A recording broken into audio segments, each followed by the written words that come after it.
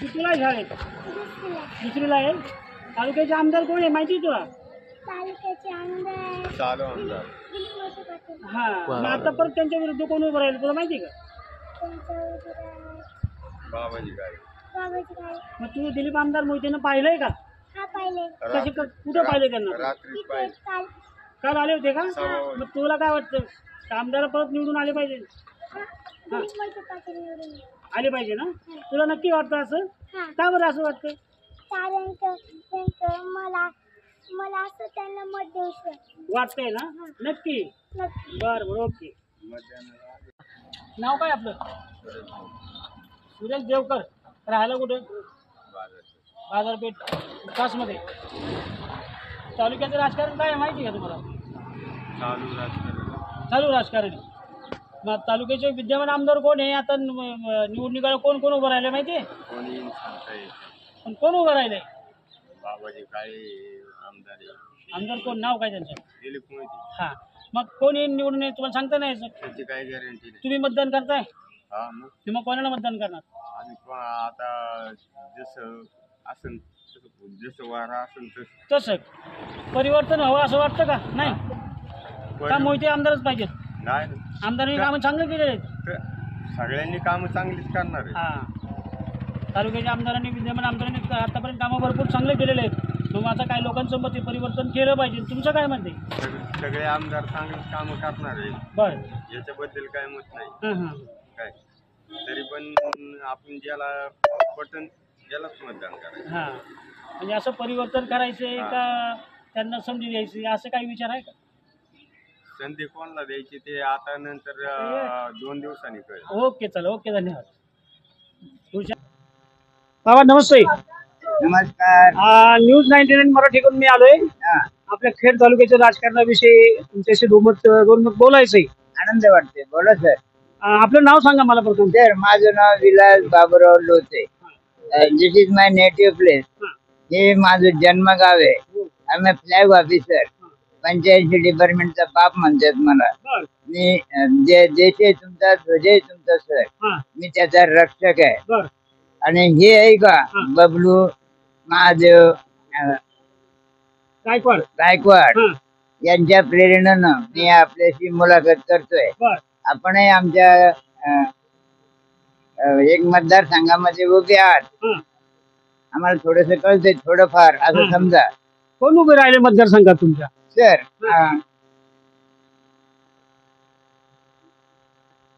त्यांचं ना काही रणजे का काहीतरी असं आहे मला असं वाटतंय. हे बघा प्रकाश आंबेडकरच्या ऐका मला काय म्हणायचंय, तुमच्या तालुक्यात आता उमेदवारी कोणाला मिळाली? कोण उभं राहिले? ते आता एक राहिलंय कोण बाबाजी रामचंद्र काळे. बरोबर. ऐका ते म्हणजे राष्ट्रवादी म्हणजे मशालचे. आणि दुसरे राहिले तुमचे जुने आमदार नाव काय त्यांचं? मोहिते पाटील. आणि सर आम्हाला असं म्हणायचंय तुम्ही तालुक्याचा विचार करता आणि कायमच स्वरूप आमचा तालुका एवढा मोठा खेड तालुका आणि आमदार आम्हाला नारायणगावचा म्हणजे चाकणचाच का नारायण पवार गोरे नंतर हे सुद्धा ऐका ना. मग आम्हाला खेड तालुक्याला कोणी आमदारच नाही का? तुम्हाला तालुक्याला आमदार कोण पाहिजे हे तरी सांगा. आता आमची जर तुम्हाला अभिव्यक्ती आहे एकदम ओपन चॅलेंज आहे. आता हा तर आम्हाला नवीनच उमेदवार मिळालाय बाबासाहेब रामचंद्र काळे.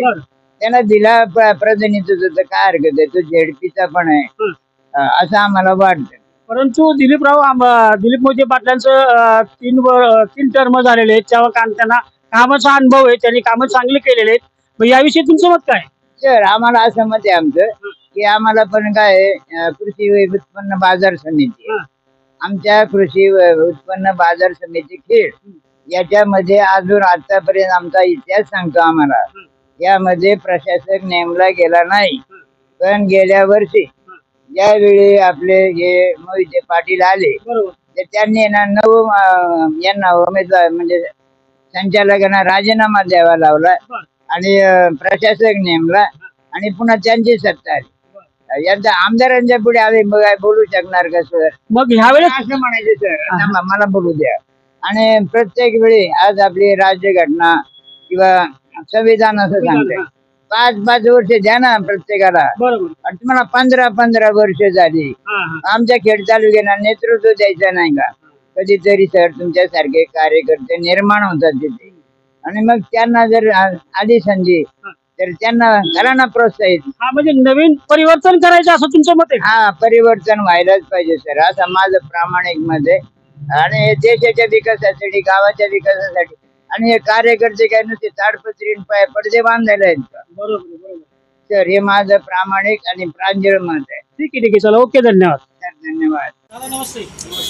न्यूज नाईन मराठी करून आले. आपल्या खेड तालुक्याच्या राजकारणाविषयी जाणून घ्यायचं. आणि प्रथम तुमचं नाव आणि राजकीय परिस्थिती आणि आता उभे राहिले उमेदवार यापैकी आपण कोणाला प्राधान्य देत आहे? मी काशीनाथ रोहिदास तळेकर बुटेवाडी. मी आता जे 2 उमेदवार आहेत, दिलीप शेठ मोहिते पाटील आणि बाबा शेठ काळे, याच्यापैकी बाबा शेठ काळे यांना मी पसंती देत आहे. ती याच्यामुळं आजपर्यंत कोणताच उमेदवार असं नसेल की ज्यांनी खेड आळंदी हे नाव आमच्या याला विधानसभेला नाव आहे. आणि ज्या उमेदवारांनी खेड आळंदी म्हणजे सगळ्याला माहिती आहे, वारकरी संप्रदायाच्या माऊलींची समाधी, ज्या समाधीच्या सुरुवातीला दर्शन घेऊन त्यांनी प्रचाराला सुरुवात केली, त्याच्यामुळे मी त्यांना पसंती देत आहे. बरोबर. परंतु तालुक्यात पूर्वीचे आमदार होते, विद्यमान आमदार दिलीप मोहिते यांनी 3 टर्म तालुक्याचा बराचसा विकास केला असं लोकांचं मत आहे. तर त्या विकासाबाबतीत आपण समाधानी नाहीत का? याच्या बाबत समाधानी आहे, पण आता बदल घडायला पाहिजे. बरोबर. कारण जे आता महायुतीचं सरकार आहे त्याच्यावरती लोक नाराज आहेत. त्यांनी बरेचसे काय स्कीम आणल्या आहेत, लाडकी बहीण योजना आणली, ठराविक आणल्यात, पण त्याच्यामध्ये लोक समाधानी नाही. लाडकी बहीण योजना आणली, इकडे गॅस वाढवलं, आमच्या खिशाला आमच्या मंडळीला 1,500 भेटते, पण आमच्याकडून घ्यायचं आम्हीच भरतोय, बाकीचे सगळे इतर किराणा आम्हीच भरतोय, त्याच्यामुळे आमच्या खिशाला काहीतरी लावून बहिणीला दिले, ते खुश नाही. प्रपंच हा नवरा बायको केली जाते, हे लक्षात घेतलं पाहिजे. हा, आता ते उमेदवार बाबाजी काळे उभे राहिले, त्यांच्याकडून तुमच्या तालुक्यासाठी त्यांना कामाचा अनुभव नसताना त्यांना तुम्ही निवडून द्याल का? 100% देणार. मग त्यांना त्यांच्यापेक्षा उजवी ठरतात मोहिते पाटील कामाच्या बाबतीत, त्यांना अनुभव आहे, पण बाबाजी काळेंना अनुभव कमी आहे. तर तुम्हाला असा विश्वास वाटतो का ती तालुक्याची प्रगती करण्यासाठी सक्षम आहेत म्हणून? बाबाजी शेतकाळे 100% सक्षम आहेत. आमच्या शिरोली गावात कमीत कमी 88 कामं त्यांनी केलेली आहेत. आतापर्यंत कोणता आमदार, खासदार, मंत्री कोणी एवढी कामं केली नाही तेवढी बाबाजी शेटनी कामं केलेली आहेत. दादा तुमचं मत काय? आता परिवर्तन करायचंय का? परिवर्तन करायचे. कशासाठी परिवर्तन करायचं? तुमचं मत काय त्याविषयी? त्याविषयी मत असं आहे का, आमचा जो बाबाजी काळे हा माणूस जो असा आहे, सर्वसामान्य माणसामध्ये वावरणारा माणूस आहे. आणि आतापर्यंत जेडपीला त्यांनी एवढी कामं केलेली आहेत, नियोजन समितीवर असताना पूर्ण तालुक्यामध्ये त्यांनी कामं केलेली आहेत. पण यावेळेस तुम्हाला असं वाटतं की बाबाजी काळेंना निवडून द्यायचं, परिवर्तन करायचंय? करायचंय. हो, करायचं, नक्कीच करायचं. दादा आपलं गाव सांगा. बुट्टेवाडी. म्हणजे बाबाजी काळेंच्या मतदारसंघातले का त्या भागात येते? मतदारसंघातले. मग तुम्हाला काय वाटतं आता तालुक्याचं राजकारण काय म्हणते? तालुक्याचं राजकारण असं म्हणजे आताच्या तालुक्याचं राजकारण बाबाई शेठ सारखं माणूसच नाही. एकट्या बाबाई शेठने जिल्हा परिषद सदस्य असताना 85 गाठ बांधले. बरोबर. आणि हे आमदार 15 वर्ष यांनी 85 नाही 15 सुद्धा गाठ पुढे बांधली दिसत नाही. बरोबर. हा, आता हा झाला तालुक्याचा विषय. राज्याचा विषय काय म्हणते? राज्यात कोणता पक्ष यायला पाहिजे? राज्यात महाविकास आघाडी यायला. महाविकास, भारतीय जनता पार्टी किंवा ते महायुती सरकार याविषयी तुमचं मत काय? नाही, ते सरकारच नको आहे आम्हाला. स्वतःडे काय त्यांनी असं काय असं वाटतं? काय चुका? सगळे फ्रॉड आहेत. सगळ्या योजना वगैरे सगळ्या फक्त टेम्पररी योजना काढायच्या, लोकांना भावूक करायचं आणि मतासाठी फक्त राजकारण करायचं, हेच त्या सरकारचं ध्येय आहे. म्हणून तुम्हाला असं वाटतं की ह्यावेळेस महाविकास आघाडी यावेळेस येणार. आली पाहिजे येणार. आणि त्यातून